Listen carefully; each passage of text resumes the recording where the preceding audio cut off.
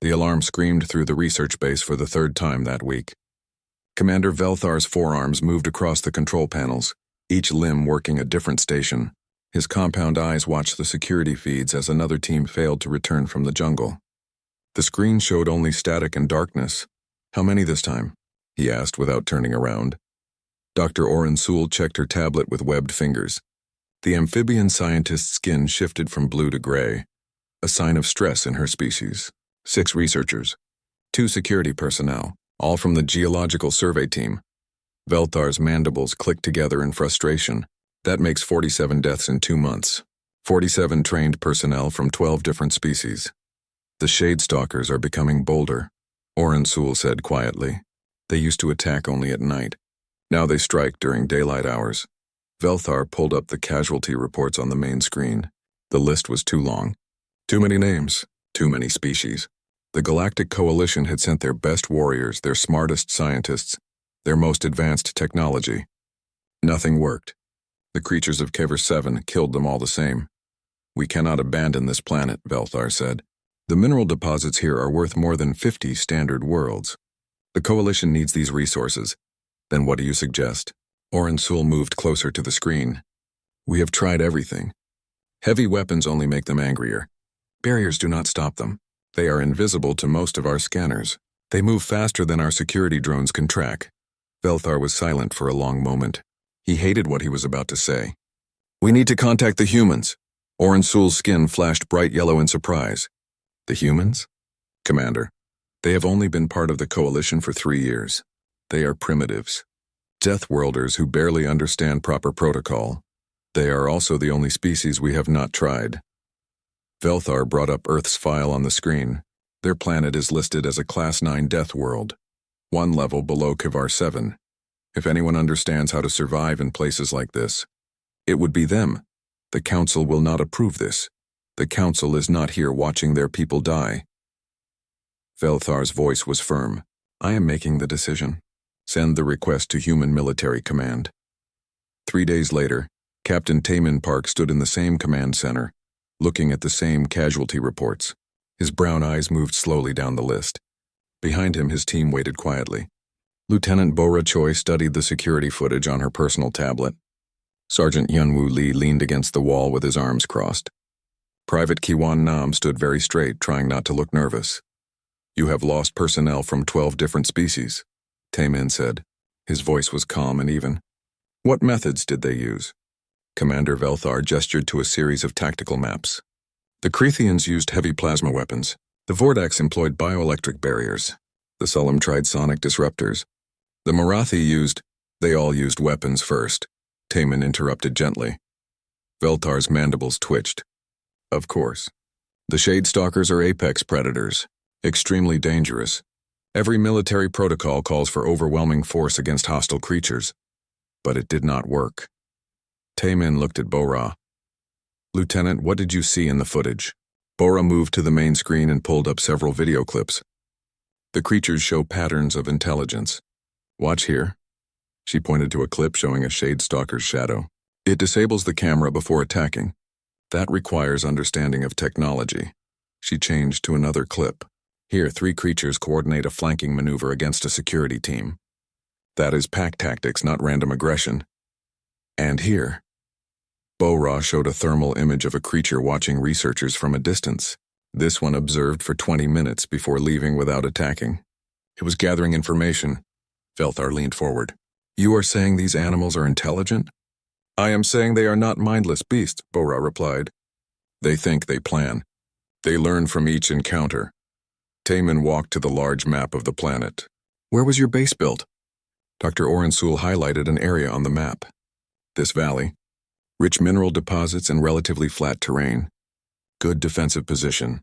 Show me where the attacks happen most frequently." Oren Soul added markers to the map.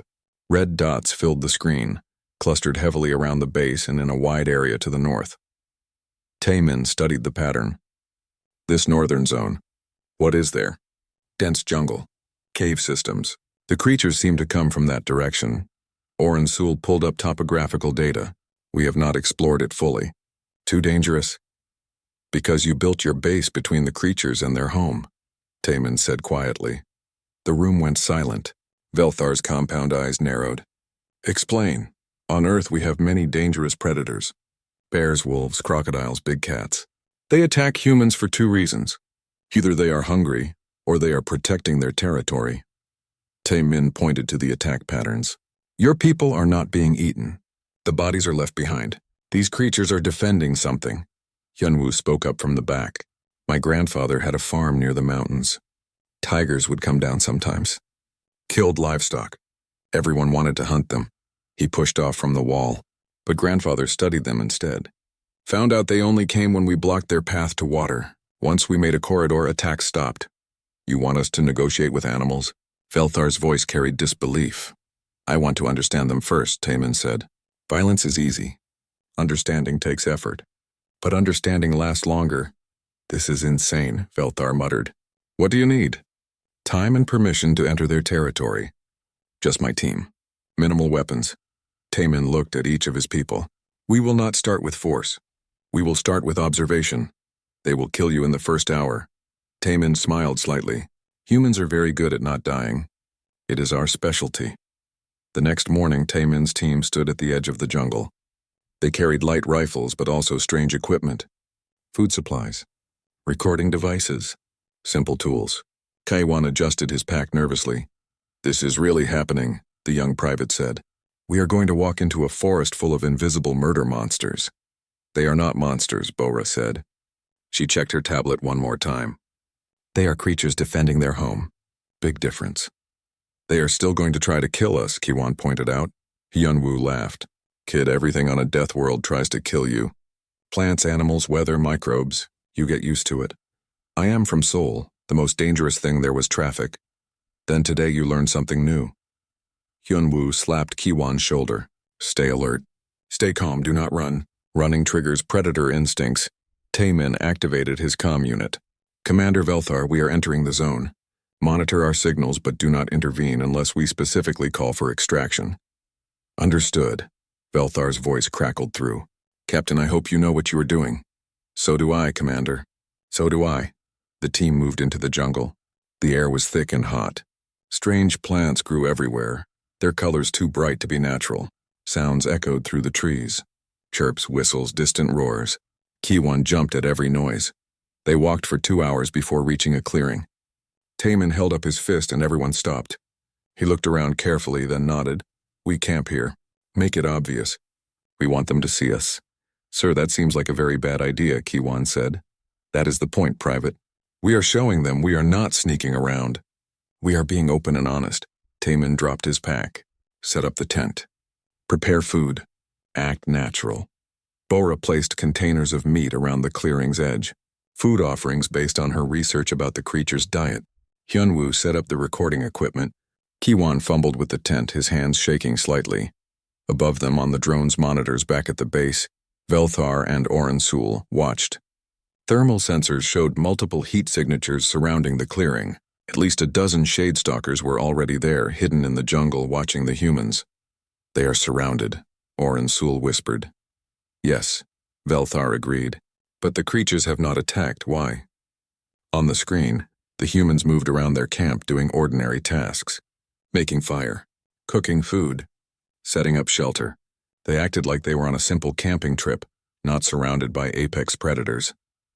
One shadestalker moved closer to the clearing's edge. Its camouflage was perfect, blending with shadows and leaves. Only the most sensitive sensors detected it. The creature's 6 limbs moved silently. Its large eyes watched the humans with intense focus. Tae-min saw nothing but felt something. A tingle at the back of his neck. The sense of being watched. He continued working, showing no fear. Beside him, Kiwan dropped a tool with a loud clang. Sorry, sir, Kiwan muttered. He bent to pick it up, hands still shaking. In the jungle, the shadestalker tilted its head. The creature had never seen beings like this before. Most invaders came with weapons firing, with machines roaring. These ones came with food and tents. They looked afraid, but not aggressive. Strange. Very strange. The creature made a soft chirping sound. Others answered from deeper in the jungle. A conversation in a language no human could understand. Not yet. As the sun began to set over Kavar 7, both species watched each other across the clearing's edge. waiting, learning. The first step toward something neither expected had already begun. Night fell over the jungle like a thick blanket.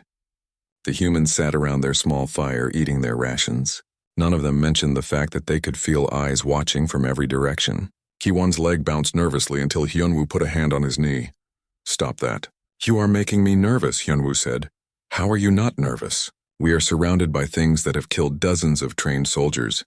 I am nervous. I am just better at hiding it." Hyunwoo took a bite of his food. "Fear is normal. Panic is what kills you." Bora was studying her tablet, reviewing all the data she had collected about Shadestalkers. Their attack patterns show a clear learning curve. Each time the Coalition tried a new defense, the creatures adapted within days. That is not normal animal behavior. That is problem-solving intelligence. Taemin stared into the fire.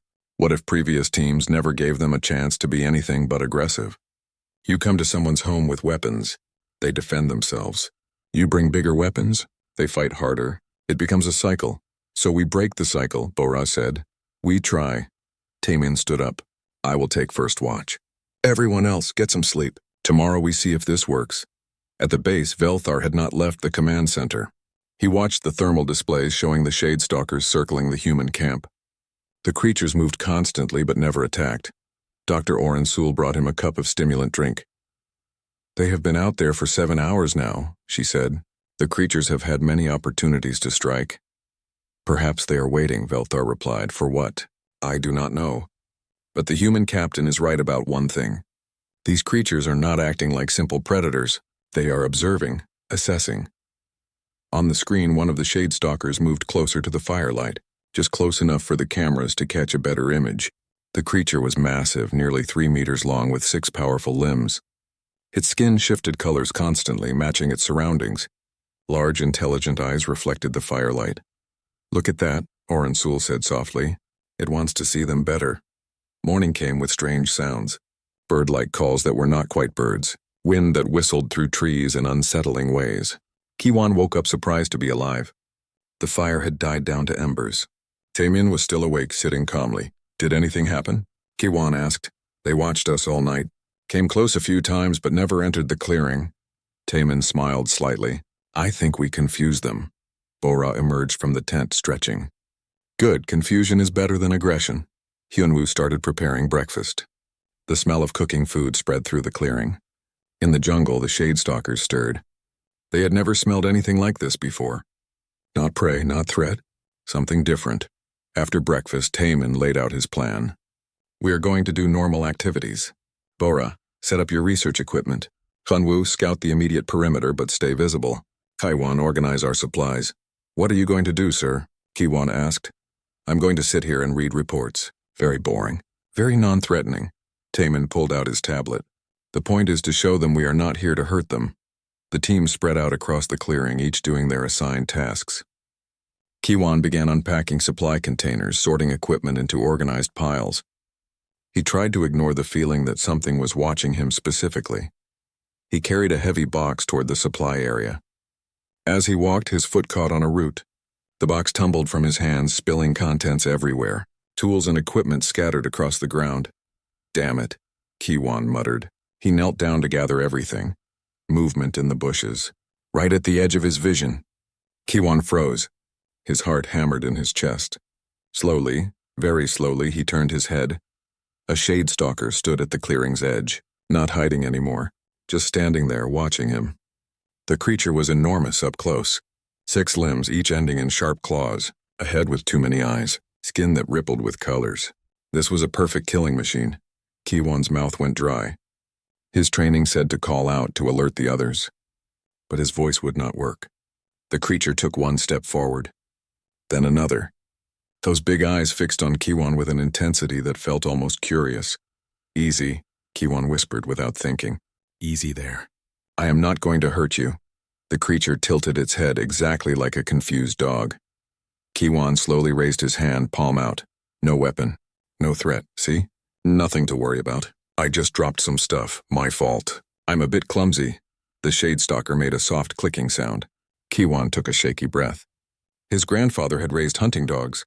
You used a calm voice. You moved slowly. You never showed fear even when you felt it. Good, that is good. Kiwan kept talking quietly. You are probably wondering what we are doing here, right? Well, we are just visiting, not looking for trouble. Another movement in the bushes behind the first creature. Kiwan saw a shape lurking there. Another shade stalker, maybe more. His hand trembled, but he kept it raised, kept his voice steady. There are more of you back there, yeah? Kiwan said. That is okay. You are protecting your home. I understand that. The first creature crept closer. Now it was only 3 meters away. Close enough to strike. Close enough to kill. Kiwan forced himself not to run. Running meant death. He knew that somehow. A stick snapped in the bushes. Kiwan's eyes flicked toward the sound. Hey, watch it there, he said, pointing toward the noise. Your friend is stepping on branches. That makes noise. Got to be quieter if you want to sneak up on someone. The creature's eyes followed Kiwan's pointing finger. It looked at the bushes, then back at Kiwan, then at the bushes again, like it was processing what Kiwan had just done. He had spotted the hidden one, and he had told them about it. Like helping. Like training. Yeah, you see what I mean? Kiwan lowered his hand slowly. If you are trying to be sneaky, you have to watch where you step. The shade stalker made a gurgling sound in its throat. The sound shifted, changed. Kiwan's eyes went wide. The creature was mimicking human vocal patterns, trying to copy the sounds it had heard. Thanks, the creature said. The voice was wrong, distorted, but definitely human words. Kiwan's words played back in a strange alien accent. Oh my God, Kiwan breathed. You can talk? You understand? The creature's head tilted again. It made more sounds, working through them like trying out new tools. Boss Dad?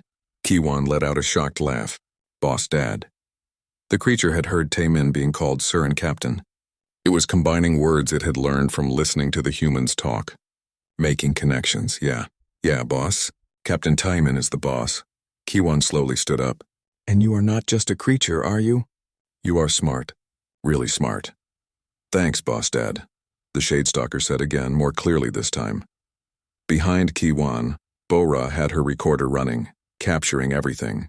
Taemin stood slowly watching but not interfering. Hyunwoo's hand rested on his weapon, ready but not drawn. They all understood what was happening. First contact. Real first contact. The Shadestalker moved closer to Kiwan. The young private held his ground even though every instinct screamed to run. The creature reached out one limb, extending it slowly. Not to attack. To touch, Kiwan extended his own hand. Their fingers met. The creature's skin was cool and rough like tree bark. It pressed gently against Kiwan's palm, testing. Learning. Boss Dad good, the creature said. Kiwan friend. You know my name.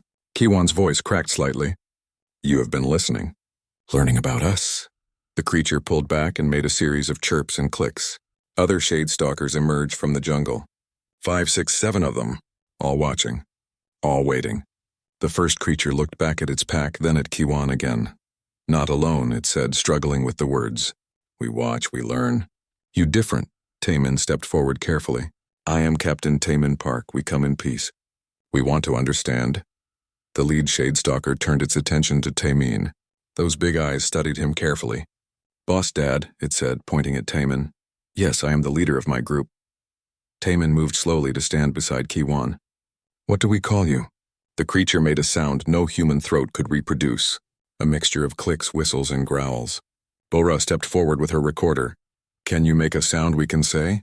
She asked. The creature thought about this. Buddy, it said finally, pointing to itself. Buddy? Kiwan smiled despite his nervousness. Where did you learn that word? Hear humans talk. Many days, many words. Buddy means friend pack together. That is close enough. Taemin looked at the other Shadestalkers. Are they your pack? Yes, we protect. We defend home. Others come with fire weapons. Hurt young ones. We fight back. The pieces clicked together in Taemin's mind. The coalition built their base in your territory, near where your young ones live. Yes, we try warn. They not listen. They shoot. We defend. Bora was frantically taking notes. This explains everything. The attacks were defensive, not aggressive. They were trying to protect their children. At the base, Velthar and Orensul watched the conversation unfold. The translator programs were working overtime, picking up the Shadestalker's broken human speech. The implications were staggering.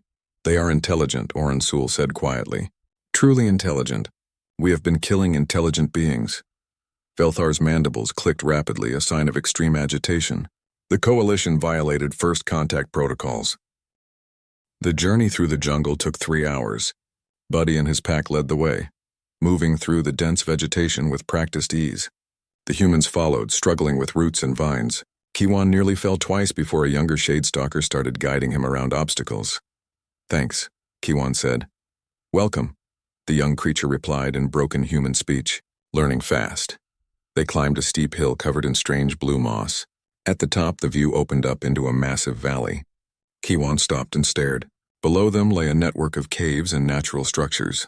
Dozens, maybe hundreds of Shadestalkers moved around the area. Young ones played near the cave entrances.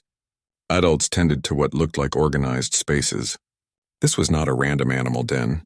This was a community, home, Buddy said simply. "We live here many generations. Raise young. Teach hunting. Tell stories." "Stories?" Bora pulled out her recorder, her scientific mind racing. "You have oral traditions?" "Yes, tell of before times. When sky people first come, when we learn stars not empty." Taman looked at the coalition base's location on his map. The valley was directly north. The base had been built right in the path between this home and the creature's hunting grounds. Like putting a military outpost in the middle of someone's neighborhood. "The coalition did not know," Taman said quietly. "They thought you were animals, we know. We watch many sky people. They loud, not look careful, build where they want." Buddy gestured with one limb. "We try talk. They shoot first," an older Shadestalker approached. This one was larger than Buddy, with scars covering its hide. It studied the humans with ancient, calculating eyes. Buddy made several clicking sounds to the elder, explaining the situation. The elder spoke in the clicking language for several minutes. Buddy translated. "Elder Skyclaw asks why humans different. Why you not shoot?" Taman bowed his head respectfully. "Because we have made the same mistakes on our own world. We learned it is better to understand than to destroy. We learned that intelligence comes in many forms." Buddy translated this. Skyclaw made a rumbling sound that might have been approval. The elder gestured for the humans to follow deeper into the valley. They passed by areas where young Shadestalkers were being taught. In one spot, adults showed youngsters how to camouflage properly. In another, they practiced coordinated movements. In a third area, strange symbols were scratched into rock faces. Bora nearly tripped when she saw them. "Those are markings, intentional patterns.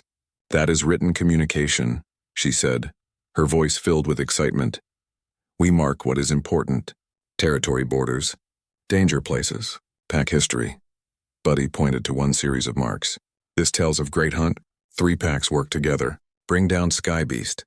"This is a civilization," Bora said. "Not advanced like ours, but definitely organized society with language, history, education." Hyunwoo was less concerned with science and more worried about logistics. "How many are in your tribe, Buddy?" Buddy thought about this. "Many hands of packs. Each pack has many members. Young ones still learning. Hundreds," Hyunwoo said quietly to Taman.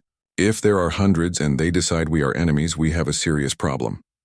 Then we make sure they know we are friends," Taman replied. Skyclaw led them to a specific cave entrance. Inside, they found what could only be described as a nursery. Small Shadestalkers, barely larger than house cats, tumbled over each other. Adults watched over them carefully. One of the young ones had bandages made from plant fibers wrapped around its leg. "This one hurt by Sky People weapon," Buddy explained. "Shot when we try move young away from dangerous place. We defend, many die." Kiwan knelt down carefully. The injured young one looked at him with big, frightened eyes. "Can I see?" he asked gently. The adult guardian made a warning sound, but Skyclaw clicked something and it backed off. Kiwan slowly unwrapped the bandage. The wound underneath was infected, green pus oozing from the burn. The young one whimpered. "Bora medical kit," Kiwan said. "This needs antibiotics and proper cleaning." Bora came over with supplies. Working together, they cleaned and dressed the wound properly. The young Shadestalker cried out a few times but held still. When they finished, the adult guardian moved close, sniffing the new bandage carefully. "Better," Bora said. "Give it these."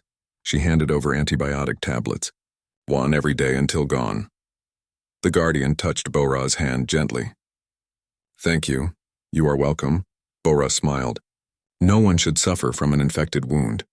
Especially not a child." The young one reached out and grabbed Kiwan's finger.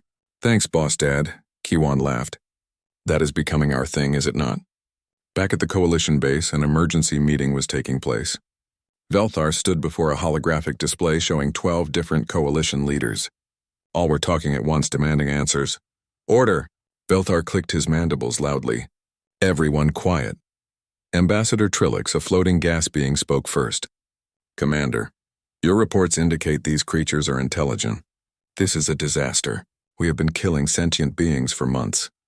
We did not know, Velthar said. That is not an acceptable excuse, said General Kor. A rock-like species. First contact protocols exist for this reason. You should have investigated before assuming hostile intent. Dr. Orensul stepped forward. With respect, General, your own forces were the ones who advocated for heavy weapon use. You called them dangerous animals. Because that is what your initial report stated. Because we did not give them a chance to be anything else, Velthar said firmly. The humans are proving we can communicate with them. They are teaching us what we should have learned from the beginning. Ambassador Trilix shifted colors, indicating consideration.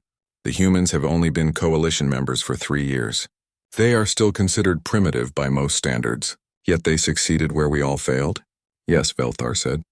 They understand something we do not. Or perhaps something we forgot. What is that?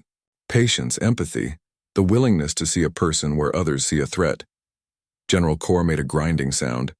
Flowery words do not change the situation. We have a base on a planet inhabited by intelligent beings without their permission. That is colonization.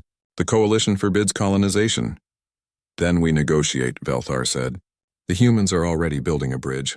We use that bridge. And if the creatures want us gone entirely?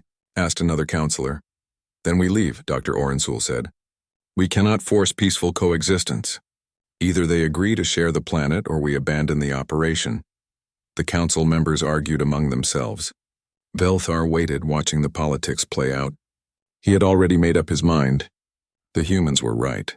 This was about respect and understanding, not force and regulation. In the Shadestalker Valley, Taemin was having his own negotiation. Elder Skyclaw sat with several other pack leaders forming a circle. The humans sat opposite them. Buddy acted as translator, his human speech improving with each passing hour. Elder asks what you want, Buddy said. We want peace, Taemin answered. No more fighting. No more deaths on either side. Sky people want rocks, shiny stones from ground. This we know. Yes, the Coalition needs those minerals for building and technology, but not at the cost of your home or your lives. Skyclaw spoke at length. Buddy listened carefully before translating. Elder says rocks not worth dying for, but also young ones need space to grow, need hunting grounds, need safe places. Coalition base takes all this. What if the base moved? Bora suggested. What if we relocated to a place that is not your territory? The pack leaders clicked among themselves. Buddy translated the discussion. Where would Sky people go? Whole planet is someone's territory. Bora pulled up a map on her tablet and showed it to Buddy. These areas here to the south, are they claimed? Buddy studied the map, then consulted with the elders. More clicking and chirping. Finally, he turned back to the humans. Southlands are old territory. Pack they're gone many seasons ago. Disease killed many. Survivors joined other packs. Empty now. Would you allow the Coalition to build there instead? Taemin asked. If they stay south. Not come here. Not hunt our lands. Not hurt young ones. Buddy looked at Skyclaw, who made a decisive clicking sound. Elder says we can agree, but wants something. What? Taemin leaned forward. You. Buddy pointed at Kiwan. You teach words. Teach Sky people ways. We want learn more. Understand better. So no more mistakes. Kiwan's eyes went wide. Me? Why me? You first see us as people. You teach us thanks, Boss Dad. Buddy made that expression that might have been a smile. You good teacher. Taemin looked at his young private. Kiwan, you do not have to agree. This is not an order. Kiwan thought about the injured young one in the nursery, about Buddy learning human words so quickly, about these people who just wanted to protect their home. I will do it. Someone has to build the bridge. Might as well be me. Skyclaw made a pleased rumbling sound. Buddy translated. Elder says you have wisdom unusual for young one. Says you will be honored guest, protected by all packs. There is one more thing, Bora said. If the coalition agrees to relocate, some members will argue that moving is too expensive. They might want to just abandon the planet entirely. What if we provide rocks? Buddy asked. We know where best deposits are. Deep caves sky people cannot reach. We can bring minerals, trade for teaching and medicine and peace. 3 weeks passed in careful peace. The coalition began relocating the base to the southern territories. Workers moved equipment slowly, respectfully. Shadestalker scouts watched from the jungle, making sure boundaries were honored. Kiwan spent his days in the valley, teaching basic galactic standard to Buddy and other pack leaders. They taught him their clicking language in return. Bora worked with the Shadestalker elders documenting their culture. Their history went back hundreds of generations. They had stories about the stars before any spacefaring species found their world. They had philosophies about life and death. They had art scratched into cave walls showing hunts, celebrations, and grief. This will change everything, Bora told Taman one evening. When the galaxy sees this documentation, they will have to recognize the Shadestalkers as a fully developed culture. How are the trade routes working? Taman asked. Perfectly. The Shadestalkers bring minerals from the deep caves twice a week. Quality is exceptional, better than anything our surface mining found. Bora showed him samples. And in return, we provide medicine, teaching, and technology training. Everyone wins, Yanwu added. It is almost too easy. His words proved prophetic. The next morning, alarms woke the entire human camp. Taman rushed to the communications center where Velthar's face appeared on the screen, his mandibles clicking rapidly in distress. Captain, we have a situation. A coalition warship just entered orbit. The Crimson Authority. Taman felt his stomach drop. The Crimson Authority was a military faction within the coalition. They were known for aggressive expansion policies and disregard for smaller species' rights. What do they want? They are claiming that our agreement with the Shadestalkers is invalid. They say we did not have authority to negotiate with non-coalition species. They are ordering immediate evacuation of all personnel. And then what? They take the planet? They are stating the planet is unclaimed territory under coalition expansion law. Since the Shadestalkers are not recognized members, they have no legal claim. But we just submitted the recognition papers. Bora protested. The council approved it. The papers are still in processing. It takes months for official recognition. The Crimson Authority knows this. They are exploiting the gap. Velthar looked exhausted. Captain, they have 3 warships. Heavy weapons. They say if we do not evacuate within 48 hours, they will clear the planet by force. Taman closed his eyes briefly. They are going to kill everyone. Yes? They have done it before on other disputed worlds. They claim dangerous fauna must be eliminated for safety. By the time the recognition goes through, there will be no Shadestalkers left to recognize. Can the coalition stop them? Not in time. The nearest coalition peacekeeping force is weeks away. The authority is moving now specifically because they know this. Sir? Kiwan burst into the room, breathing hard. Buddy and the pack leaders are here. They heard the ships overhead. They want to know what is happening. Taman looked at the faces of his team. They all knew what he was thinking.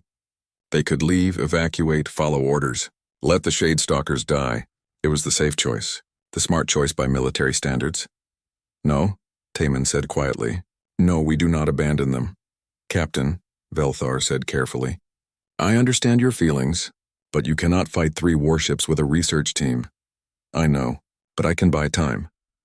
Taman's mind was already working through impossible scenarios. How long until they can legally act? 48 hours from their declaration. They must follow that protocol at minimum. Then we have 48 hours to make this planet impossible to take. Taman looked at his team. We need to talk to Buddy and Skyclaw now. In the valley, Taman explained the situation to the assembled pack leaders. Buddy translated, his human speech now fluent enough to convey complex ideas. The elders listened in silence. When Taman finished, Skyclaw made a long series of clicks. Elder asks why you warn us, Buddy translated. You could leave. Save yourselves, because you are people. Because this is wrong. Because we gave our word to protect the peace. Taman met Skyclaw's eyes. My species knows what it is like to be dismissed as primitive. To be treated as less than people. We will not do that to others, another elder spoke. Buddy translated. Windsong asks if we can fight. Win against sky weapons in open combat? No. Their technology is too advanced. Taman pulled up tactical displays. But you have advantages. This is your home. You know every cave, every path. You can move invisibly. And you are intelligent, which they do not expect. Guerrilla warfare, Hyunwoo said. Like the Viet Cong. Like the Mujahideen. Small mobile forces against large military. It can work. Bora stepped forward. I can disable their scanners. Make it harder for them to target you from orbit. Kiwan and I have been studying their ship systems. What you need from us? Buddy asked. Trust, coordination, and a willingness to show the galaxy that you are not victims or animals. You are warriors defending your home. Taemin looked at each pack leader. This will be dangerous. People will die on both sides. Skyclaw stood, drawing himself to full height. He spoke for several minutes without stopping. Buddy's translation came after. Elder says we have fought before. Fought when first sky people came with fire. Fought when they tried to take young ones. Always we defend home. This time we defend with allies. This time we show Galaxy that shade stalkers are not prey. The other leaders clicked their agreement. A decision was made. The next 2 days were chaos. Taemin worked with the pack leaders to create a defensive strategy. They identified key locations where the Crimson Authority would land their troops. They prepared ambush points. They cached supplies. They trained in mixed units of humans and shade stalkers. Bora and Kiwan hacked into the Coalition's planetary network. They could not stop the Crimson Authority, but they could make things difficult. They planted viruses that would disrupt targeting systems. They created false signatures to confuse sensors. They recorded everything for evidence. Velthar secretly fed them information about the Authority's battle plans. I am destroying my career, he said, but I cannot stand by while genocide happens. Join us, Taemin offered. We need good leaders. I am not a fighter, Captain. Neither are most of us. But we are all defenders now. Velthar clicked his mandibles in what might have been a laugh. The humans have taught me many things. Courage is apparently one of them. On the second night, 3 Crimson Authority troop carriers descended from orbit. They landed in the southern territories far from the Shadestalker Valley, exactly where Taemin predicted. Hundreds of soldiers poured out, heavily armed and ready for extermination operations. Their commander, a tall reptilian named Scar, reviewed his orders. Clear all hostile fauna from the planet. Prepare for mining operations. Eliminate any resistance, sir, one of his officers said. The humans and that defector commander are refusing to evacuate. They are in the native territory. Then they die with the animals. Their choice. Scar had no patience for bleeding hearts. The galaxy was harsh. Resources mattered more than primitive cultures. Begin sweeps at dawn. Fire teams at 20. Standard extermination protocols. But the Crimson Authority had made a critical error. They assumed they were fighting animals. They prepared for beasts that would run, hide, or charge mindlessly. They did not prepare for an intelligent enemy that had been planning for 2 days. Dawn came. The first fire team moved into the jungle, weapons ready. They advanced in standard formation, confident in their superior technology and firepower. They never saw the Shadestalkers coming. The creatures dropped from trees, erupted from underground tunnels, materialized from shadows. 6 limbs meant they could attack from angles soldiers did not expect. Camouflage meant they appeared and disappeared like ghosts. Intelligence meant they targeted weak points in armor and formations.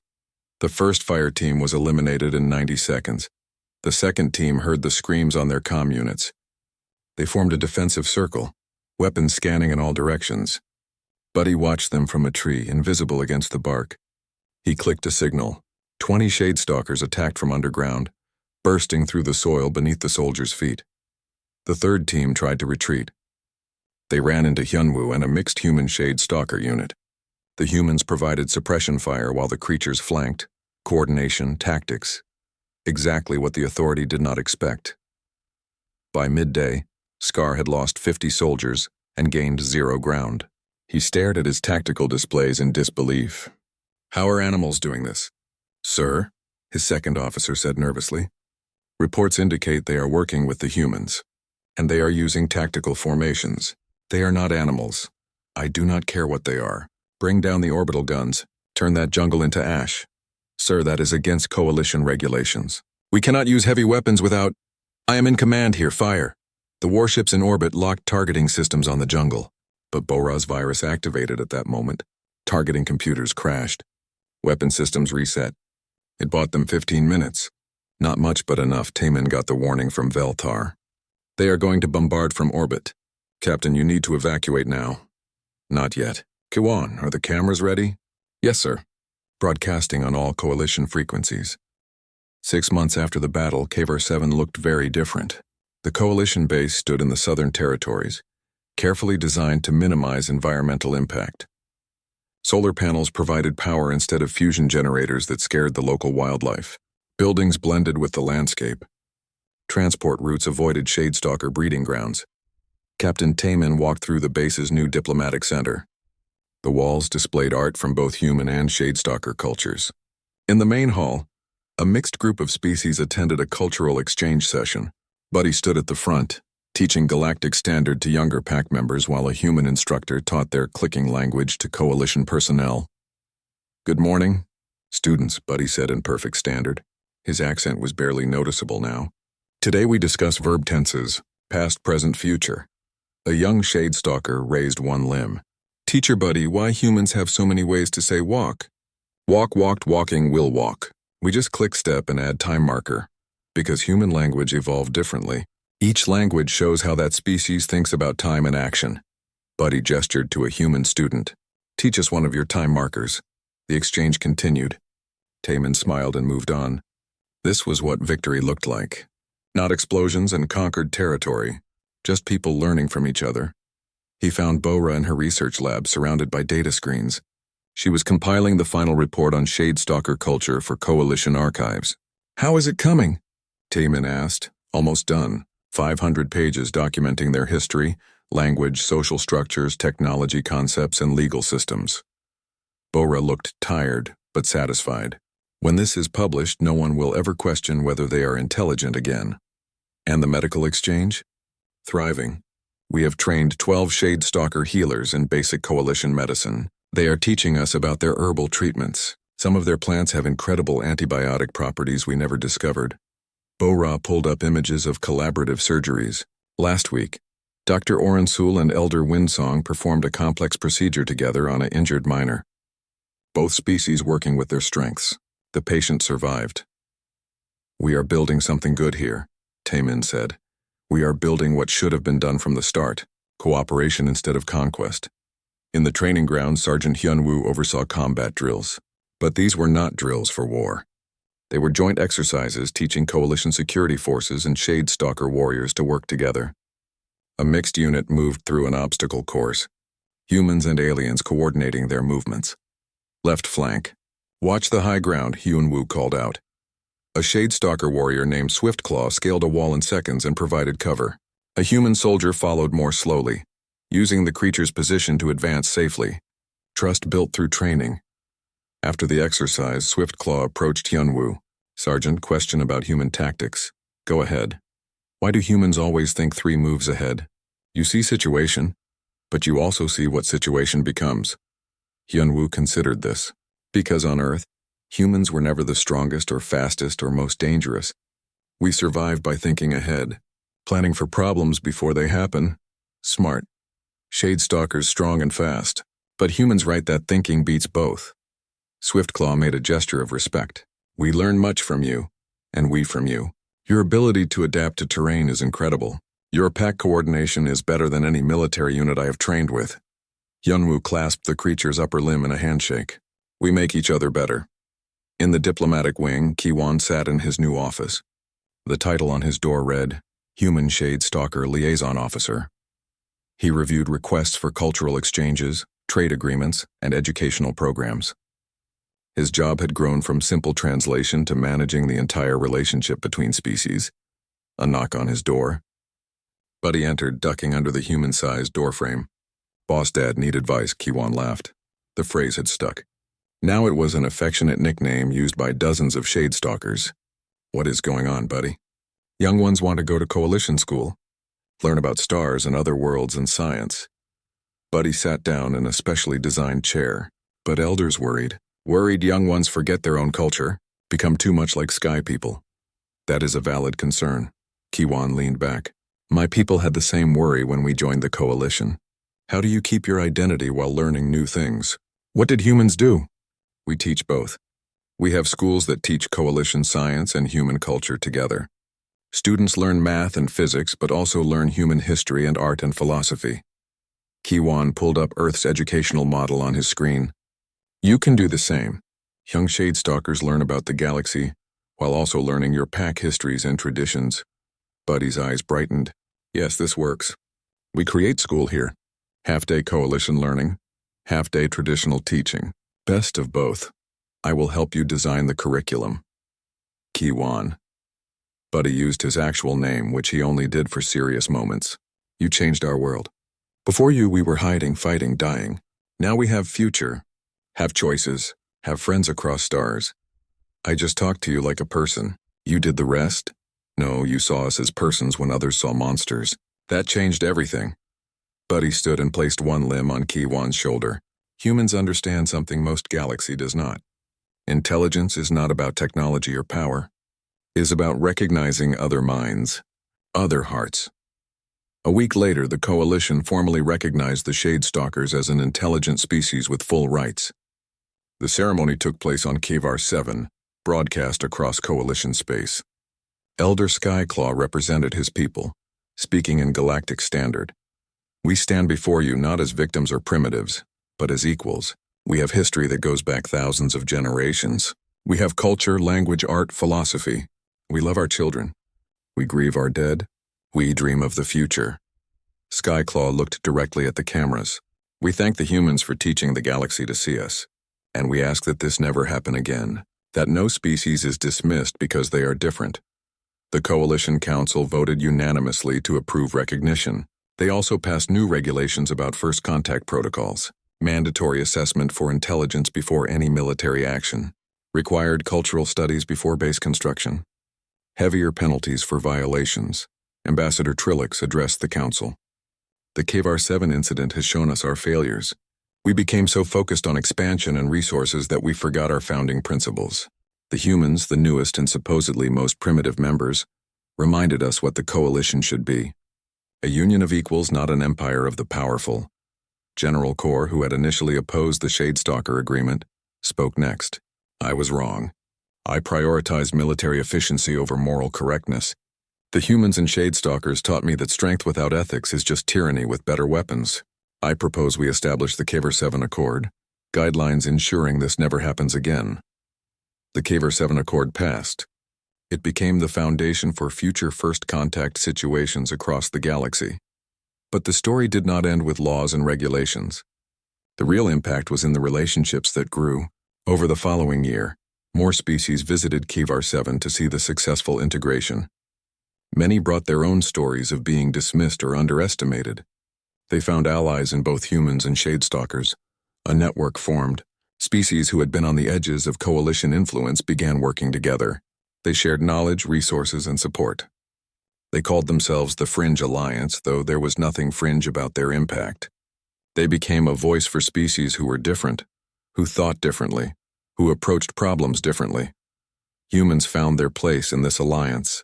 Earth's history of overcoming limitations through adaptation and cooperation made them natural bridge builders. Every human diplomat learned the story of Kavar 7. Every human officer studied Tayman's tactics. Every human scientist read Bora's reports. It became a defining moment in human identity within the galactic community. 1 year after the battle, Tayman stood on a hill overlooking the valley. The joint human Shadestalker settlement spread below him. Young ones of both species played together. Adults worked side by side in fields and workshops. It was not perfect. There were still misunderstandings, still conflicts, still problems to solve, but it was genuine cooperation. Kiwan joined him on the hill. The young private was now Lieutenant Kiwan Nam, head of the Interspecies Relations Department. Thinking about how far we have come? Kiwan asked. Thinking about how lucky we were. If you had not talked to Buddy that day, if you had run or shot instead, this would all be very different. I was terrified. I just did what felt right. Kiwan watched the settlement. You know what the strangest part is? We are famous now. The team that stopped a genocide. But it did not feel heroic at the time. It just felt like the only decent choice. Most heroism is like that. Not grand gestures, but small moments of choosing right over easy. Buddy emerged from the tree line below, leading a group of visitors. a delegation from another species considering joining the coalition. He brought them to the Human Shade Stalker School, showing them what cooperation looked like. This had become his role, teaching by example. He is better at diplomacy than most trained ambassadors, Kiwan observed.